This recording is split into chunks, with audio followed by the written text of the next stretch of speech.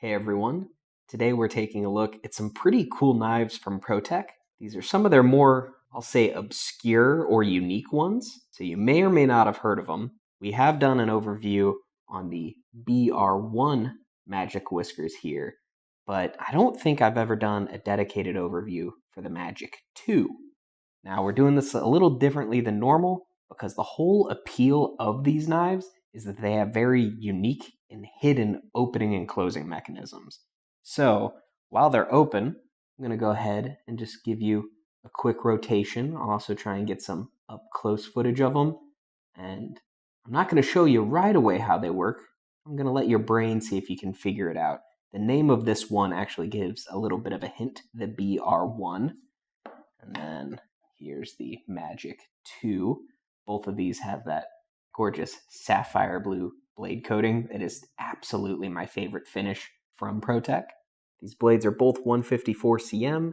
I think that's been pretty consistent for the Whisker series. So the BR-1 actually stands for Bolster Release 1.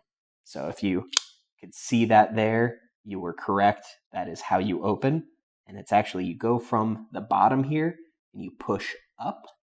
I'm going to try and also get some close-up footage to show you because it's a kind of subtle movement. But whenever you push up on that bolster, it actually pushes up that back spring as well. And that is how you both release, like open and close this one here. So that is pretty cool.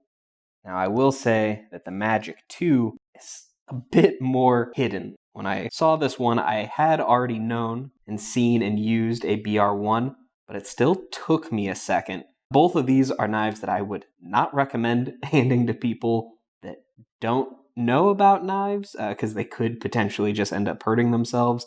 So if you see here, the only little bit that gives away that there might be something different is they've got some lines down here at the very end.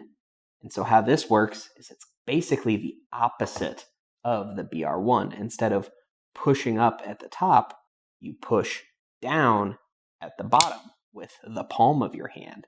So it's really cool. Again, I'll try and get some footage here. It's kind of hard to see. And as that pivots, it kind of opens up almost the whole handle. The spring shoots up and that top handle goes down. So it's a lot of movement there. It's very unique. It's a very, very strange feeling. Like I've used this quite a bit and it still doesn't feel normal to do by any means. The bolster release, there's been quite a few like different bolster release locks nowadays. So this feels completely normal to me. Very intuitive. I don't know if I really have a preference of one over the other. I think the Magic 2, again, is definitely more hidden and more gimmicky. It hits a lot harder because you can just see the size difference here. It's a lot bigger of a knife. Like, I'll go ahead and bring in a ruler here to show you the scale of these things. For the BR-1, you're looking at a blade length of about 3 1/4 with a cutting edge of about 3 1/8. And then overall, that's right at about 7 1/4. And then for the Magic 2, it's jumping it up a lot. You can see that your overall length is over 8.5 inches. And that blade length is almost at 4 inches. And you got over 3 3/4 of cutting edge.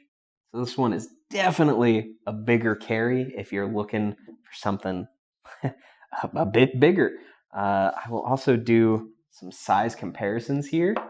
So for the BR-1 here, I wanted to show it next to a Benchmade Bugout. Odds are by now everyone's probably seen or held this at some point. You can see that they are relatively similar in size. And then another cool size comparison I wanted to do was with the auto version of the Buck 112. That's the Ranger. So it's basically just the smaller version of the 110. And you can see it is even closer in size. But on the Whiskers, you definitely get more cutting edge there. Then next up, I wanted to go ahead and bring in a scale to show off the weight of these. So they are full aluminum handle construction, and they got stainless steel Torx hardware on them. And even that super deep carry pocket clip there is stainless steel as well, but it's black coated to match. I'll go ahead and see here. So yeah, just over 3 ounces, 3.1 for the standard BR-1. I'll bring in a even more standard version here. This is just a pretty tactical, all blacked out one, but you can see everything else on it is still the same.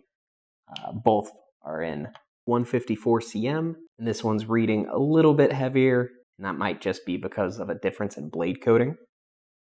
And then the Magic 2 here, it's definitely going to step up and weight a little bit. Yeah, about 4.6 ounces, but even that's not too bad, because granted, whenever you're dealing with like brass or anything like that, yeah, you're stepped up to nearly 6 ounces. So you can see that these modern materials definitely help shave down on the weight, even when they're a much bigger knife.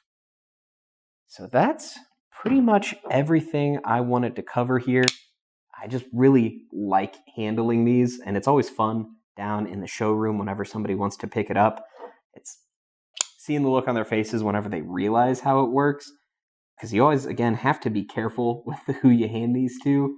It's not something you want to just hand to somebody and say, hey, figure it out, because they might cut themselves or just send your knife flying across the room if they do figure it out. But having like a built-in party trick or conversation starter in your knife, I think is pretty dang cool. I'd love to know your thoughts on the Magic series here, and which is your preference between the 1 and 2. I think personally I'm going to give it to the 1. It's a little bit smaller, fits my hand well, it's something I can EDC, and I'm also just more comfortable using this style of opening mechanism, and I still think it looks cool. I just also really like the look of bolsters, but I'd love to know your thoughts in the comments section below. If you want to pick up one of these for yourself or just read more about it, there are links in the description box. They'll take you on over to gpknives.com. But before you head on over, don't forget to like and subscribe. Thank you so much for watching, and stay sharp.